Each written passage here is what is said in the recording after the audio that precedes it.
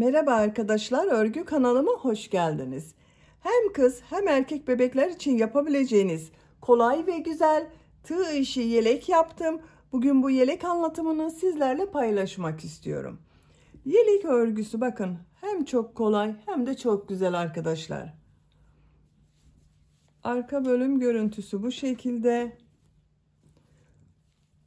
Kol bölümünü bakın biraz uzun yaptım. Yakadan düğmeli yaptım. Ben 2 düğmeli yapmayı tercih ettim. Siz tercihinize göre bunu 3, 4, 5 düğmeli olarak yapabilirsiniz. Bakın çok güzel bir yelek. Ben bugün bu renkleri kullanarak bu yelek örgüsünü yaptım. Siz tercihinize göre her marka iplik ve renkleri kullanarak hem kız hem erkek bebeklerinizde bu yeleği yapabilirsiniz. Yelek örgüsüne yakadan zincir yaparak başlıyoruz. Ben bugün bu yeleği 0-3 ay arası bebek ölçüsüne göre yapıyorum. 3 aylık bebeği çok rahat olur arkadaşlar. Siz bu yeleği 6 aylık bebek için yapmak istiyorsanız benimle aynı sayıda başlayabilirsiniz. Bu arttırma sırasını benim yaptığımdan bir sıra fazla yaparsanız 6 aylık bebek için olur. Bu başlama sayısını benimle aynı sayıda başlayıp arttırma sırasını 2 sıra fazla yaparsanız 1 yaş çocuklarınız için olur. Biraz geniş olsun istiyorsanız bu başlama zincirini 8 zincir fazla başlayabilirsiniz. Ön bölümlere birer trabzan, kol ve arka bölüme ikişer trabzan fazla yaparsanız 1-2 yaş arası çocuklarınız için çok rahat olur. İplik olarak beyaz renkli iplik kullandım ve bu renk iplik kullandım. 100 gram iplikten bakın bu kaldı arkadaşlar. 100 gram iplik bitmedi. Tığ olarak 5 numara 3 milimetre tığ kullandım. Elim çok sıkı değil. Yaptığım örgüler yumuşak oluyor. Sizin eliniz sıkıysa 3,5-4 milimetre tığ ile yaparsanız güzel olur. Bakın benim yaptığım örgüler çok yumuşak oluyor. Beyaz renkli iplik de burada çok az kullandım. 50 gram iplik yeterli. Düğme söyledim zaten. 2 adet düğmeye ihtiyacımız var. Ölçülerini videonun sonunda ölçüyorum. Oraya bakabilirsiniz. İplik tığı hazırlayalım. Hep birlikte bu kolay ve güzel tığ işi yelek örgüsüne başlayalım. Örgü kanalıma abone değilseniz abone olmayı unutmayın lütfen. Hepinize kolay gelsin. İyi çalışmalar.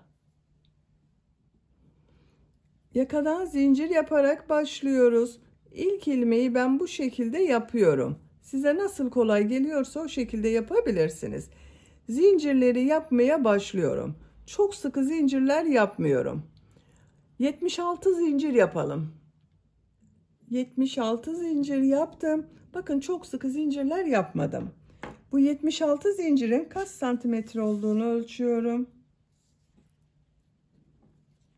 30 santimetre zincir uzunluğu var. Elimin sıklığına göre 30 santimetre için ben 76 zincir yaptım. Sizin elinizin sıklığına göre daha fazla zincir yapmanız gerekebilir arkadaşlar. Şimdi trabzan sırası yapacağız. Trabzanları yaparken yaka ayrımlarında ayıracağız arkadaşlar. 3 zincir dönüş için yapıyorum. Toplam 79 zincir oldu. Tığ üzerine iplik alıyorum. 3 ilmek atlıyorum. 1, 2, 3, 4. ilmeğe trabzan yapıyorum. Bu 3 ilmek atlayarak yaptığımla birlikte 10 trabzan yapıyorum. 3, 4, 5,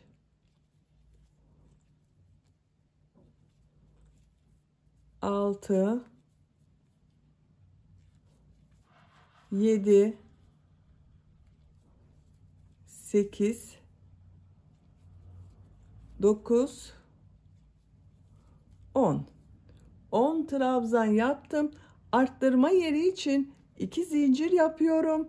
Kol bölümü için 18 trabzan yapıyorum. Her zincir üzerine bir trabzan yapıyorum. 18 trabzanı yapalım. Kol bölümü için 18 trabzan yaptım. Arttırma yeri için 2 zincir yapıyorum. 20 trabzan yapıyorum.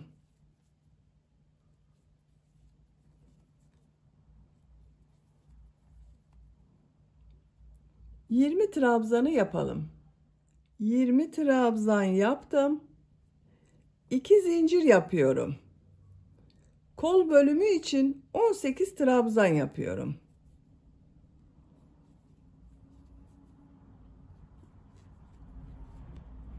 ...18 trabzanı yapalım.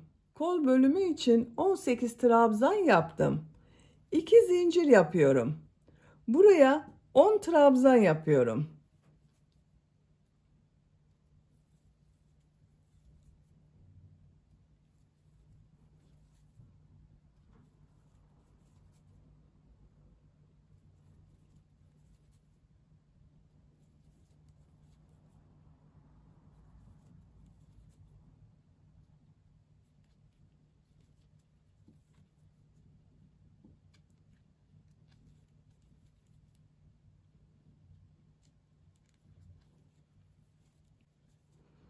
On trabzan yaptım. Bakın yaka ayrımlarını yaptık. 10 trabzan yaptım. Kol bölümleri için 18 trabzan yaptım. Buraya da 20 trabzan yaptım arkadaşlar. İkinci sıradayım. Bir zincir yapıyorum. Örgüyü çeviriyorum. İlk ilmeğe trabzan yapıyorum. Bütün ilmekler üzerine trabzan yapıyorum.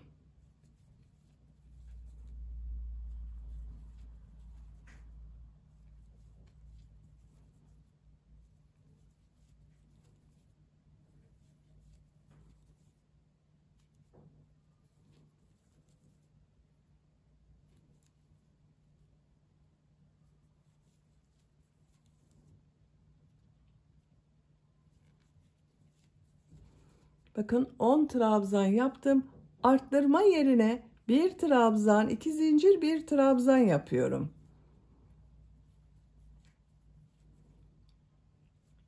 Diğer ilmeklere trabzan yapıyorum. Arttırma yerlerinde bir trabzan, 2 zincir, bir trabzan yapacağız. Bu arttırma yerine kadar devam edelim. Arttırma zincirine kadar trabzanları tamamladım. Arttırma yeri için bir trabzan, 2 zincir, bir trabzan yapıyorum. Diğer ilmeklere trabzan yapıyorum.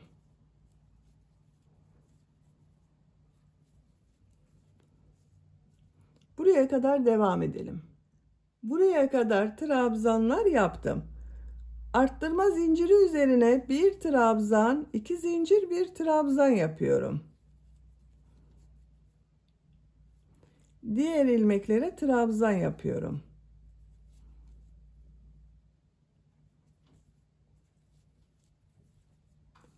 Buraya kadar devam edelim. Arttırma zincirine kadar kol bölümünde trabzanları yaptım. Buraya bir trabzan, 2 zincir, bir trabzan yapıyorum. Diğer ilmeklere trabzan yaparak devam ediyorum.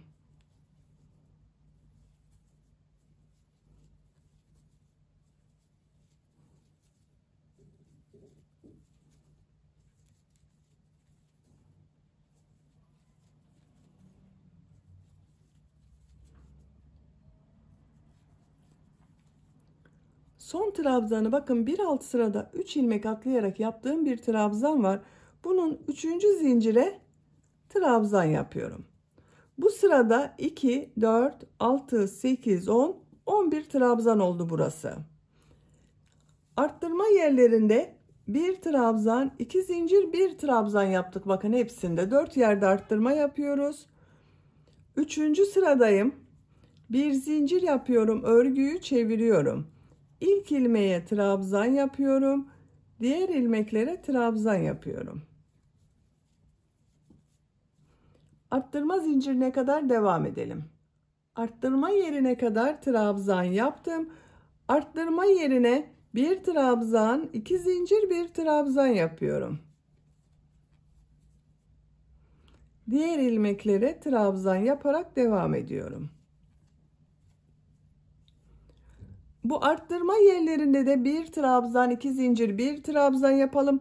Diğer ilmeklere bir trabzan yapalım. Sıra sonuna kadar devam edelim. Sıra sonuna kadar tamamladım. Bakın bütün arttırma yerlerinde Bir trabzan, 2 zincir, bir trabzan şeklinde arttırmalar yaptım. Roba örgüsü bu şekilde devam edecek arkadaşlar. Bakın görüntüsü bu şekilde. Yapacak olduğunuz çocuğun büyüklüğüne göre bu 4 yerden arttırmalar yaparak robanın örgüsünü tamamlayalım. Roba örgüsünü 4 yerden arttırmalar yaparak 9 sıra tamamladım. 1, 2, 3, 4, 5, 6, 7, 8, 9. Yapacağım ölçü için yeterli. Santimetre olarak ölçüyorum. 9 santimetre yükseklik var. Siz daha büyük çocuk için yapıyorsanız bir sıra daha arttırma sırası yapabilirsiniz arkadaşlar. Ben arttırma sırasını burada bitiriyorum. Bu sıradan itibaren kol ve gövde bölümünü birbirinden ayırıyorum. Görüntüsü bu şekilde bakın. Renkli ipliğe geçiş yapıyorum. Bakın bu renk iplik kullanıyorum. Model sırası yapmadan önce bir sıra trabzan sırası yapıyorum. Kol ve gövde bölümünü birbirinden ayırırken bu renk iplik ile yapıyorum ben. Bakın buradan örgünün düz tarafı, bakın burası düz tarafı arkadaşlar. Bu bölüm ters tarafı örgünün düz tarafından bir sıra trabzan sırası yapıyorum.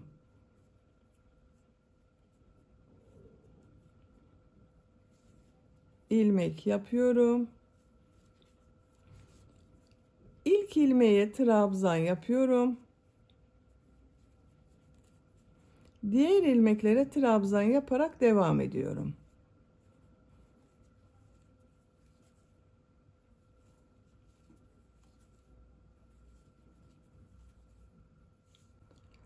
Arttırma yaptığımız buraya kadar devam edelim. Arttırma yaptığım yere kadar trabzan yaptım. Arttırma yerine 2 trabzan yapıyorum. Bakın ön bölüm için 2 trabzan yaptım. Kol altı için 3 zincir yapıyorum. Tığ üzerine iplik alıyorum. Kolda bulunan bütün ilmekleri atlıyorum. Bu arttırma yerine 2 trabzan yapıyorum arka bölüm için.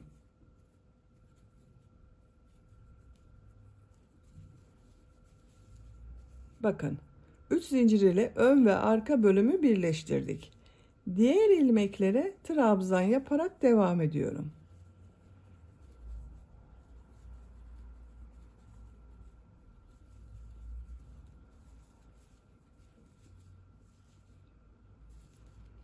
Buraya kadar devam edelim. Trabzan yaparak buraya kadar tamamladım. Arttırma yerine arka bölüm için 2 trabzan yapıyorum. Kol altı için 3 zincir yapıyorum. Tığ üzerine iplik alıyorum. Kolda bulunan bütün ilmekleri atlıyorum. Bu arttırma yerine ön bölüm için 2 trabzan yapıyorum. Bakın 3 zincir ile ön ve arka bölümü birleştirdik. Diğer ilmeklere trabzan yapıyorum.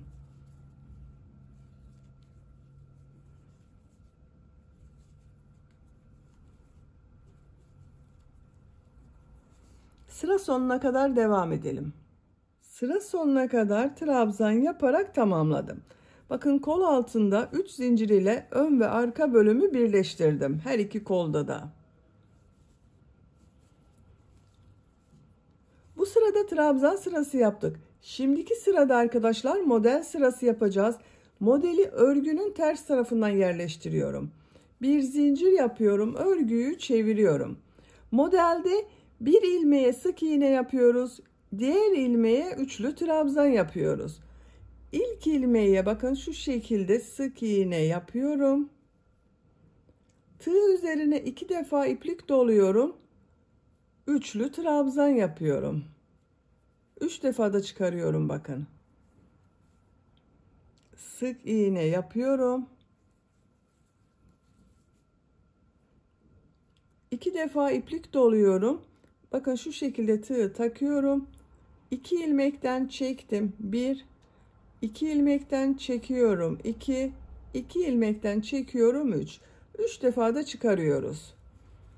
Sık iğne, üçlü trabzan.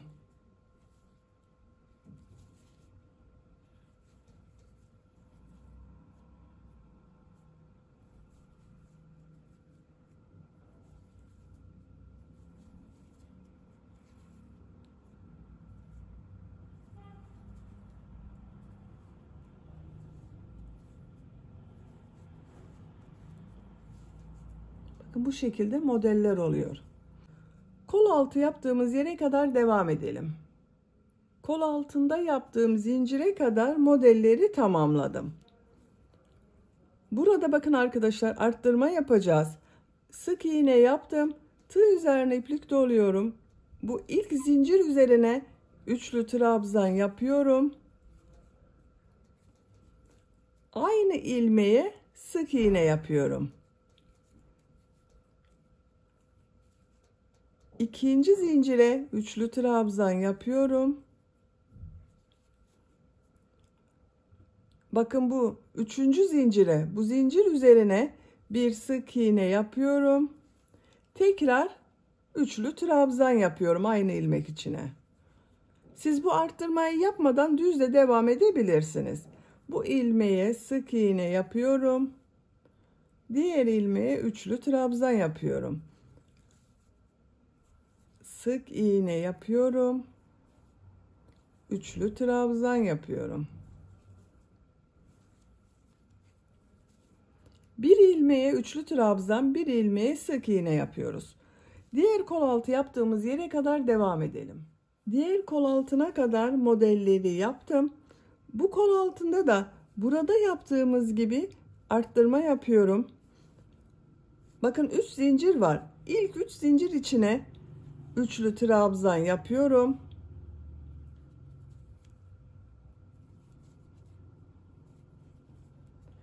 Aynı ilmeğe sık iğne yapıyorum.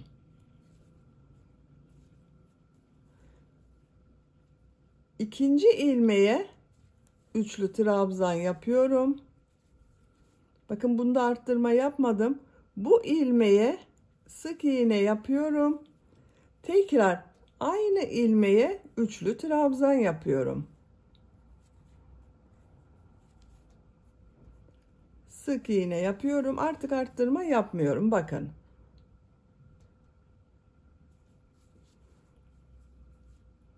Bir üçlü trabzan, bir sık iğne şeklinde devam ediyoruz.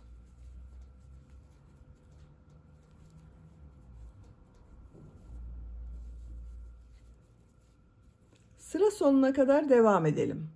Sıra sonuna kadar tamamladım. Son ilmeğe sık iğne yaptım. Bakın arkadaşlar, model sırasını tamamladım. Kol altında bakın arttırmalar yaptık. Görüntüsü bu şekilde oldu.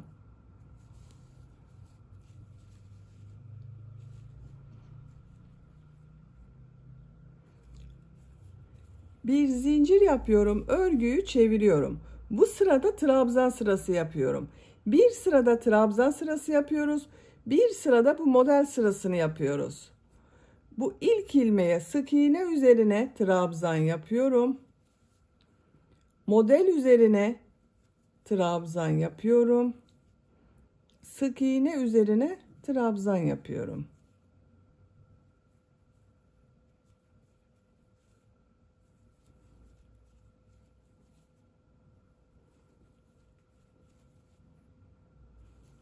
Sıra sonuna kadar devam edelim. Sıra sonuna kadar tamamladım. Bir zincir yapıyorum, örgüyü çeviriyorum. Model sırasındayız. Burada yaptığımız modelleri yapacağız. İlk ilmeğe sık iğne yapıyorum. Tığ üzerine 2 defa iplik doluyorum. Üçlü trabzan yapıyorum. Sık iğne yapıyorum.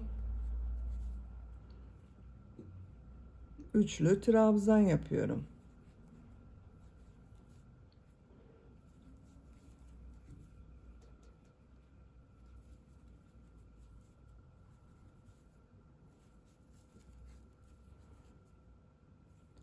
Sıra sonuna kadar devam edelim. Sıra sonuna kadar tamamladım. Son ilmeğe sık iğne yaptım.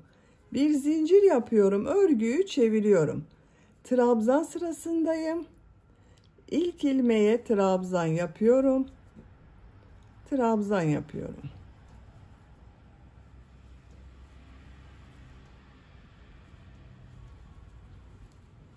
Bakın arkadaşlar. Gövde örgüsü bu şekilde devam edecek. Bir sırada bu yaptığımız sırada olduğu gibi trabzan sırası yapacağız. Bir sırada model yapacağız. Yapacak olduğunuz çocuğun büyüklüğüne göre bu model sırasını tekrarlayarak gövde örgüsüne devam edelim. Model sırasını 10 sıra yaptım. 1, 2, 3, 4, 5, 6, 7, 8, 9, 10. En son bakın trabzan sırasını yaptım, bitirdim arkadaşlar. Siz tercihinize göre 1-2 sıra devam edebilirsiniz. Şimdi ön patları yapacağız. Buradan bakın ilk sıra sık iğne sırası yapıyorum. Sık iğne yapıyorum.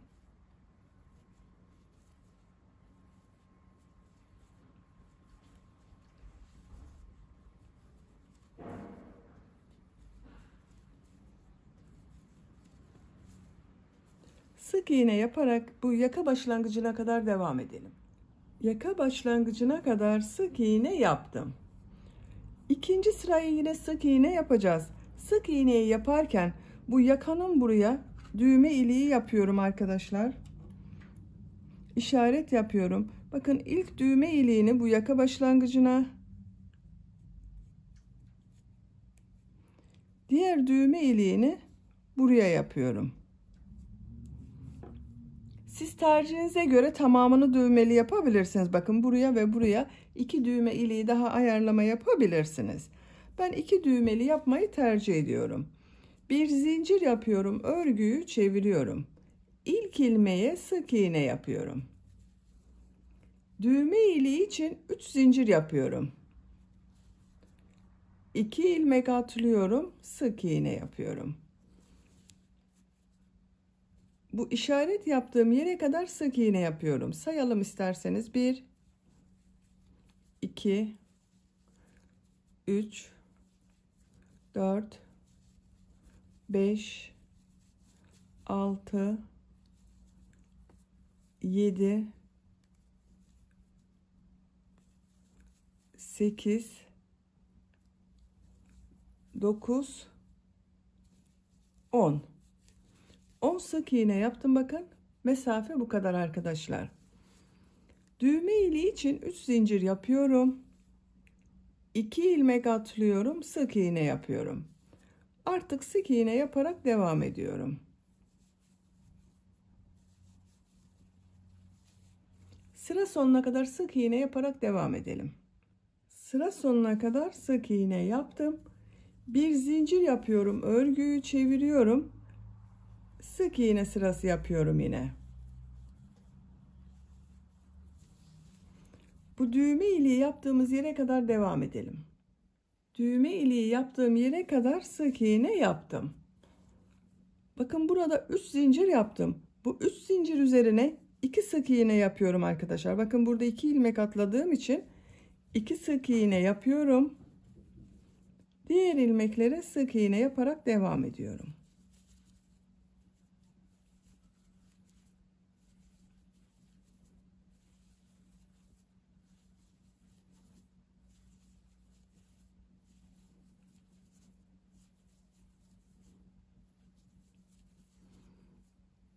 İki sık iğne yapıyorum. Sık iğne yapıyorum. Bakın düğme ilikleri daha belirgin oldu. Yaka çevresinde sık iğne yaparak devam ediyorum.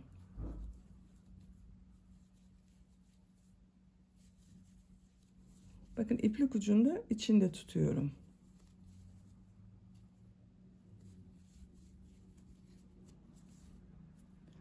Sıra sonuna kadar devam edelim. Sıra sonuna kadar bakın sık iğne yaparak tamamladım. Yaka görüntüsü bu şekilde oldu. Bu patta da sık iğne yaparak devam edeceğiz. Bu ipliği burada bekletiyorum arkadaşlar. Bakın buranın görüntüsü düzgün oldu. Bu düzgün görüntüyü yakalayabilmek için ipliğin diğer ucunu bakın çıkardım. Diğer ucuyla 2 sıra sık iğne yapıyorum. İlk ilmeğe ipliği ilmek yapıyorum. Sık iğne yapıyorum.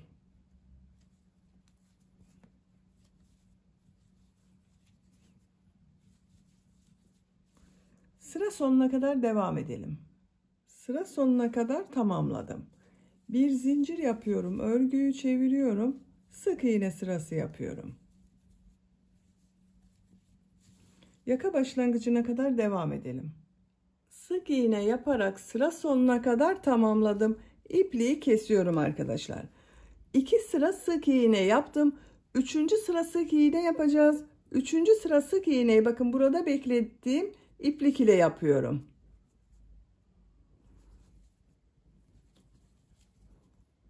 İlmeklere sık iğne yapıyorum.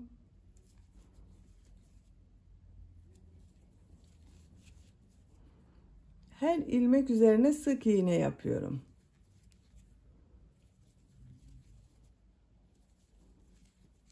Bakın burası güzel göründü arkadaşlar. Diğer taraf gibi göründü. Sıra sonuna kadar sık iğne yaparak devam edelim. Sık iğne yaparak sıra sonuna kadar tamamladım.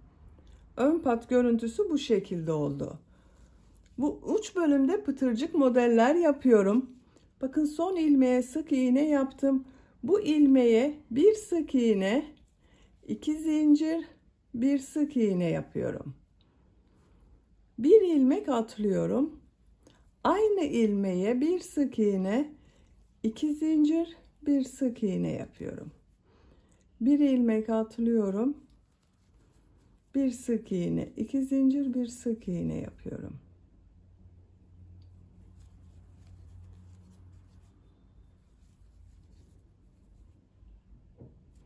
Sıra sonuna kadar devam edelim. Pıtırcık model yaparak sıra sonuna kadar tamamladım. Bakın görüntüsü bu şekilde oldu. Son pıtırcığı bu ilmeğe yaptım. Şu ilmek ile bir ilmek kaydırma yapıyorum. İpliği kesiyorum. Bakın arkadaşlar, uç bölümünün görüntüsü bu şekilde oldu. Düğmesini de diktim ben. 2 tane düğme diktim bakın buraya.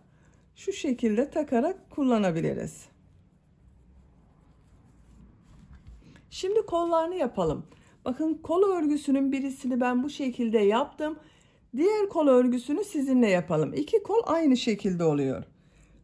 İlk önce renkli iplik ile bir sıra trabzan sırası yapıyorum bakın. Kol altında 3 zincirim bakın ortadaki zincir ile ipliği bağlıyorum.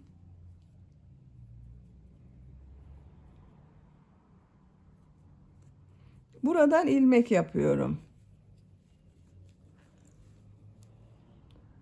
Bu arttırma yerine 2 trabzan yapıyorum. Diğer ilmeklere trabzan yaparak devam ediyorum. Trabzan sırası yapıyoruz ilk önce. Buraya kadar devam edelim. Kol çevresinde trabzan yaparak bakın buraya kadar tamamladım. Arttırma yerine 2 trabzan yapıyorum. Bu bakın başladığım ilmek ile ilmek kaydırma yaparak sırayı birleştiriyorum. Bir sıra bakın trabzan sırası yaptım. Şimdi bu model sırasındayız. Bir zincir yapıyorum. Örgüyü çeviriyorum. Tığ üzerine 2 defa iplik doluyorum. İlk ilmeğe üçlü trabzan yapıyorum. Üçlü trabzan ile başladım. Sıra sonunda sık iğne ile bitireceğiz arkadaşlar. Sık iğne yapıyorum. Üçlü trabzan yapıyorum. Sık iğne yapıyorum.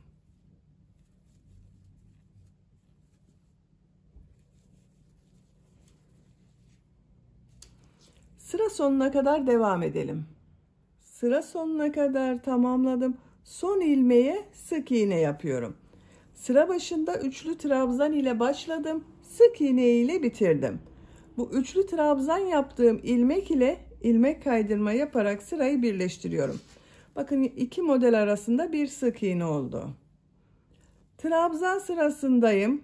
Bir zincir yapıyorum. Örgüyü çeviriyorum. Sık iğne üzerine trabzan yapıyorum. Model üzerine trabzan yapıyorum. Sık iğne üzerine trabzan yapıyorum. Trabzan sırası yapıyoruz. Sıra sonuna kadar devam edelim. Sıra sonuna kadar tamamladım. İlk ilmek ile ilmek kaydırma yaparak sırayı birleştiriyorum. Bir sıra trabzan sırası yaptım. Model sırasındayım. Bakın diğer kolda 2 model sırasından sonra beyaz renkli iplik ile bir düz bir ters örgü yaptım. Bunda da ikinci ve son sırayı yapıyorum. Bir zincir yapıyorum. Örgüyü çeviriyorum. Tığ üzerine 2 defa iplik doluyorum. Bu ilmeğe üçlü trabzan yapıyorum.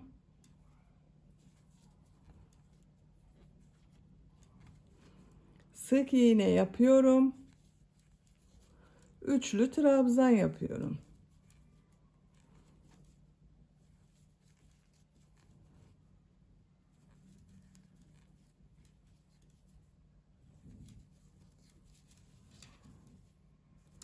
Sıra sonuna kadar devam edelim. Sıra sonuna kadar tamamladım. Son ilmeğe sık iğne yapıyorum. Sıra başında üçlü trabzan ile başladım. Sık iğne ile bitirdim. Bu ilmek ile ilmek kaydırma yaparak sırayı birleştiriyorum. İpliği kesiyorum.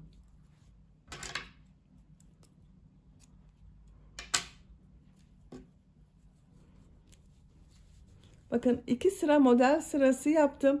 Trabzan sırasındayız. Trabzan sırasını beyaz renkli iplik ile yapıyorum.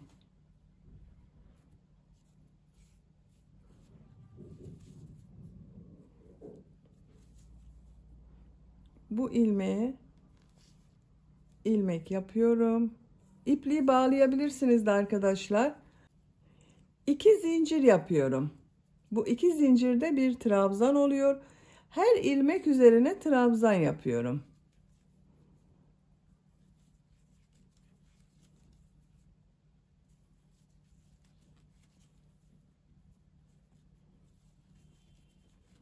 Kestiğim iplik ucunu bakın arada tutuyorum arkadaşlar, görünmüyor. Sıra sonuna kadar devam edelim. Sıra sonuna kadar trabzan yaptım. Bakın son ilmeğe trabzan yaptım. Sıra başında yaptığım bu ilmek ile ilmek kaydırma yaparak sırayı birleştiriyorum. 2 zincir yapıyorum. Bu sırada bu trabzanları bir düz bir ters boşluktan alıp trabzan yapıyorum. İlk trabzan şu şekilde, bakın tığ boşluktan alarak trabzan yapıyorum. Ters taraftan boşluktan alıyorum, trabzan yapıyorum.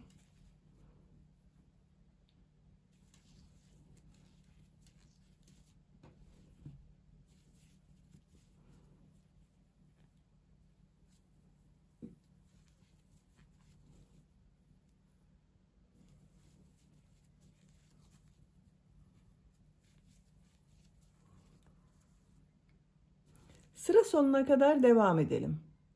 Sıra sonuna kadar tamamladım. Son trabzan, düz taraftan boşluktan aldım, trabzan yaptım.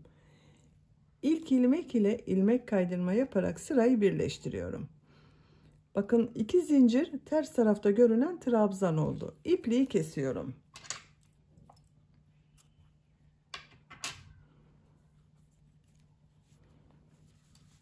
Bakın arkadaşlar, bu şekilde oldu. Çok güzel oldu. Diğer kol örgüsünü de ben tamamladım. Bakın bu şekilde.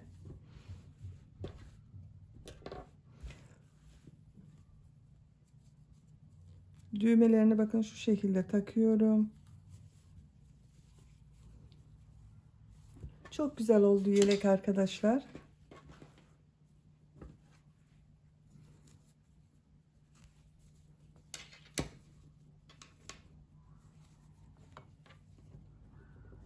Bitmiş olarak ölçülerini söylüyorum. Kol altının buradan gövde genişliğini ölçüyorum. 23 santimetre. Yüksekliğini ölçüyorum. Kol altından yükseklik 16 santimetre. Omuzdan yüksekliği ölçüyorum. 28 santimetre. Ben bugün 0-3 ay arası bebek ölçüsüne göre yaptım. 3 aylık bebeğe çok rahat olur arkadaşlar. Beni dinlediğiniz ve izlediğiniz için hepinize çok teşekkür ederim. Örgü kanalıma abone değilseniz abone olmayı unutmayın lütfen. Sizlerle yeni örgülerde görüşmek dileğiyle. Hoşça kalın, sevgiyle kalın.